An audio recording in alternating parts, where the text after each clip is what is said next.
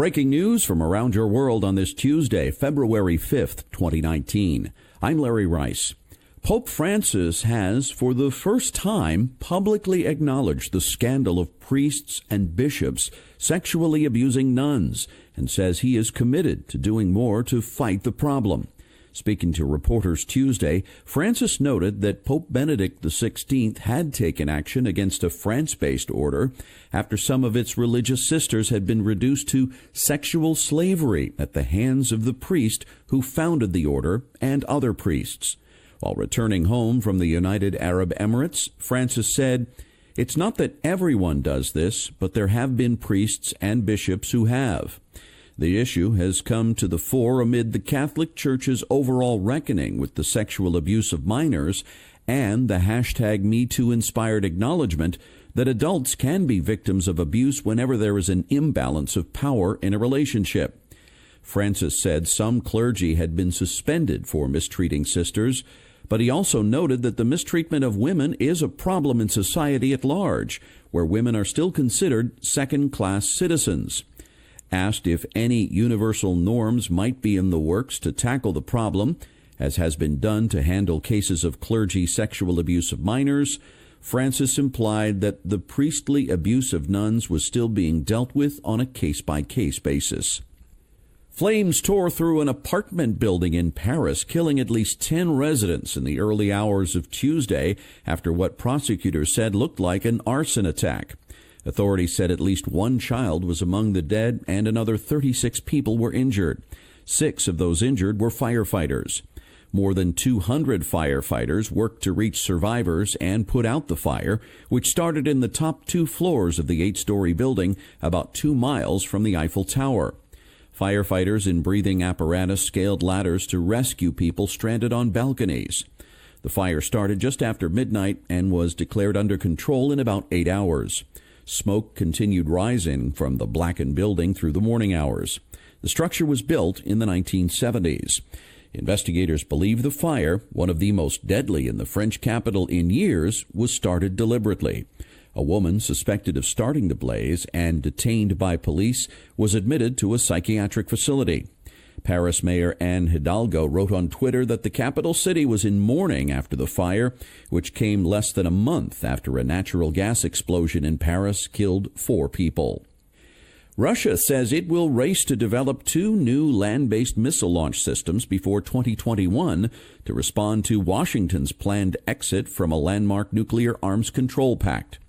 President Vladimir Putin said Russia is following the Trump administration's decision to suspend the Cold War-era Intermediate Range Nuclear Forces Treaty, or INF, which bans both nations from stationing short and intermediate-range land-based missiles in Europe. Moscow and Washington accuse each other of violating the treaty. Washington has made it clear that it planned to start research, development, and design work on new missile systems, and Putin said Moscow would do the same.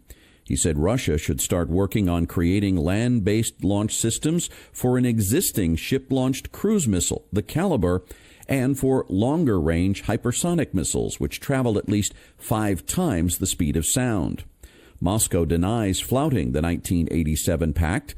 It says Washington is the one violating it and has accused the United States of inventing a false pretext to exit a treaty it wanted to leave anyway in order to develop new missiles. Washington denies that. Prime Minister Theresa May will travel to Brussels on Thursday to tell European Union leaders they must accept legally binding changes to the Irish border arrangements of Brexit or face the prospect of a disorderly no-deal Brexit. The UK is due to leave the EU in just 52 days, yet London and Brussels are arguing over whether the deal clinched in November can be changed, raising the possibility of a delay to Brexit, a last-minute deal, or a no-deal exit. May will meet European Commission President Jean-Claude Juncker and then European Council President Donald Tusk in Brussels on Thursday. One optimistic sign was revealed Tuesday when Britain said it was willing to allow European truck drivers to enter the country without a permit in the event of a chaotic no-deal Brexit, and hoped Brussels would show similar flexibility in return. The logistics industry has said that drivers could be prevented from crossing the channel unless they have one of a limited number of permits if Britain leaves the bloc on March 29th without a new trading framework. The trucking industry moves about $544 billion worth of goods between Britain and Europe each year to support manufacturers and retailers, with more than 80% moved by EU trucks. The EU has so far offered British truckers the right to drive to, from, and through the EU for 9 months after the exit in the event of a no deal. Japanese Prime Minister Shinzo Abe has asked Chinese President Xi Jinping to visit Japan twice in 2019. According to Kyodo News on Tuesday, Abe may be seeking to improve ties with the world's second-largest economy, despite recent tensions in the East China Sea.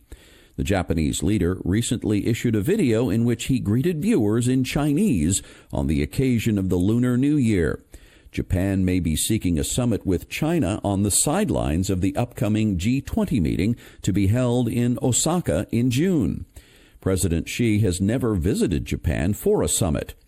If he agrees to visit, his trip would mark the first time a Chinese leader meets with the head of Japan's government since 2008, when former President Hu Jintao met with Prime Minister Yasuo Fukuda during a state visit. President Donald Trump is expected to call for unity when he delivers his State of the Union address Tuesday night, in his first appearance before a Congress not entirely controlled by his fellow Republicans. White House counselor Kellyanne Conway said he's calling for cooperation. Trump will also make a fresh appeal for his border wall. The speech comes as tensions linger over Trump's insistence on funding for a wall. The issue shut down the government for more than a month and threatens to do it again this month.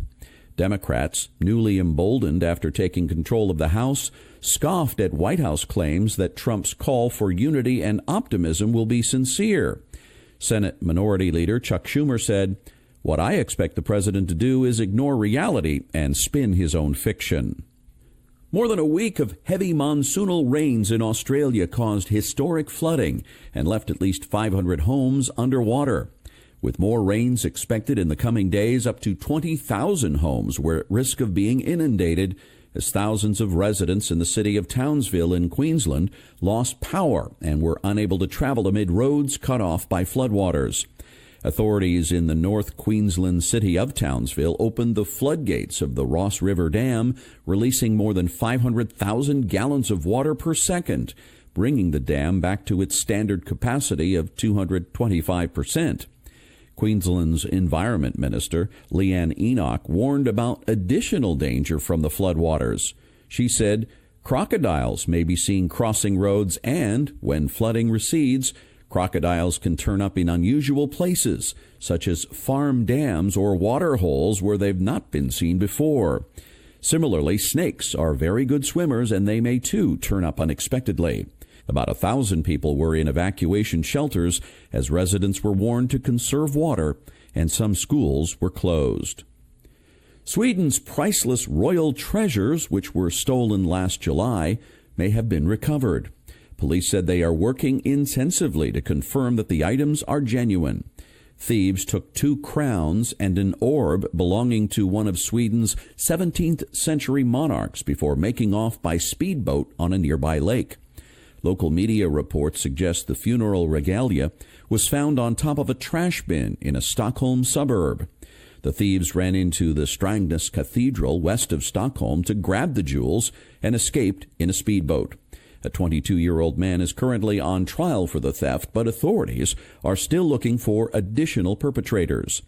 The items are adorned with pearls, precious stones, and gold, and come from the 1611 funeral regalia of Karl IX and Queen Christina.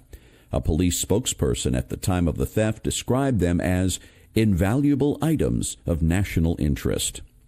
And that's your update for this Tuesday, February 5th, 2019. I'm Larry Rice. Thanks so much for listening, and I hope you have a wonderful day.